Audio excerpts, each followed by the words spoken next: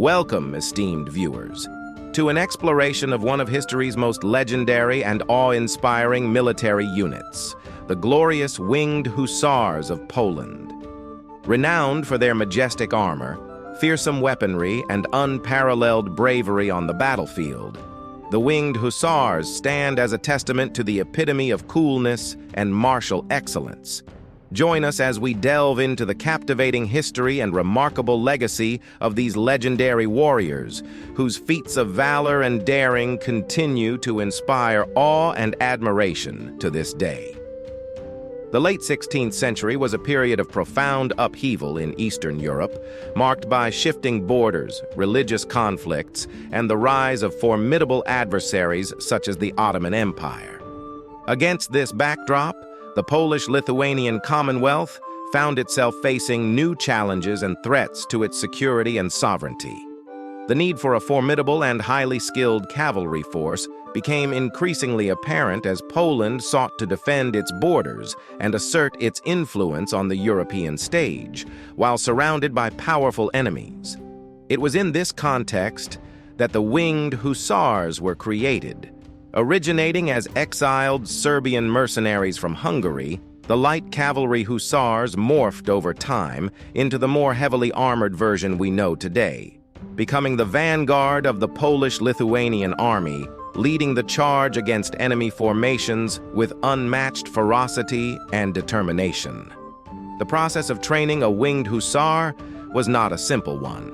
Usually, only noblemen from the wealthiest and most influential families in Poland were selected to serve as hussars, undergoing rigorous physical and martial training to prepare them for the rigors of mounted combat.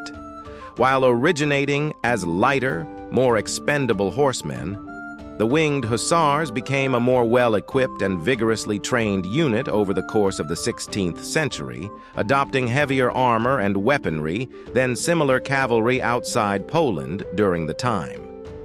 One of the most distinctive features of the Winged Hussars was their elaborate armor, adorned with majestic eagle wings that stretched proudly from their backs.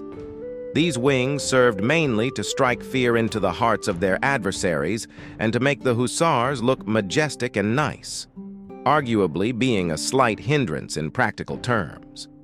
Another distinctive feature of the Winged Hussars were their hollowed-out lances, which were longer than those of most pikemen at the time, meaning Winged Hussars were able to perform the impressive feat of crushing most anti-cavalry units, while themselves literally being a cavalry unit. This allowed them to beat huge armies multiple times their size. Additionally, the Winged Hussars were armed with innovative curved sabers for when enemies got close, ensuring they were ready for any situation. In terms of fighting style, the Winged Hussars were trained to deliver lightning-fast charges and devastating blows to their enemies, relying on speed, agility, and precision to outmaneuver and overpower their foes. Their tactics were superior to most cavalry tactics at the time, charging directly at the enemy to break them up, which required an enormous amount of bravery and coordination. With lances lowered and sabers drawn, they would thunder across the field, smashing through enemy lines and striking fear into the hearts of their adversaries. This tactic required discipline and impeccable timing to execute effectively, hence the rigorous training the hussars went through. The Winged Hussars would regularly defeat much bigger armies, such as when they were outnumbered 5-1 during the Battle of Kirchholm, but defeated the Swedes decisively. Their greatest achievement, however, was their decisive victory at the Battle of Vienna in 1683. Facing off against the mighty Ottoman Empire, whose forces vastly outnumbered their own, and with the city on the brink of surrender, the Winged Hussars delivered a devastating charge that broke through the enemy lines and turned the tide of battle in favor of the Polish and Holy Roman Empire forces. This victory not only halted the Ottoman advance into Europe, but also marked a turning point in the history of the continent, cementing the Winged Hussars' reputation as some of the finest cavalrymen in the world. The soldiers, however, were not the only reason for the Hussars' success. Horses were specifically bred for fearlessness, resilience, and speed. European horses were crossbred with Asian horses from Tatar tribes, resulting in tireless and agile horses, which could perform the hussars' demands with ease.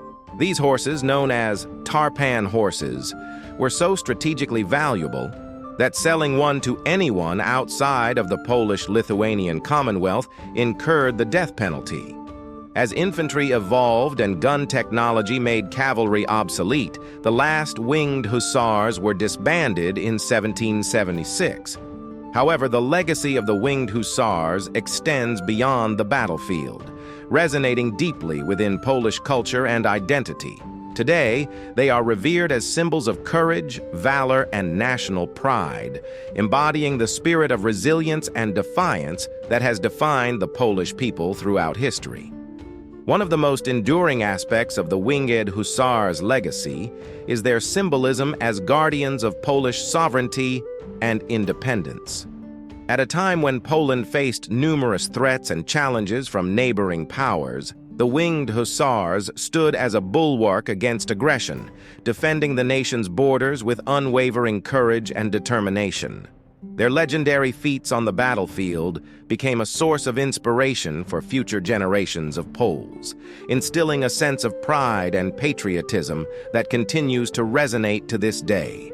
Remember to like, subscribe, and hit that bell, or the Winged Hussars will charge into your house.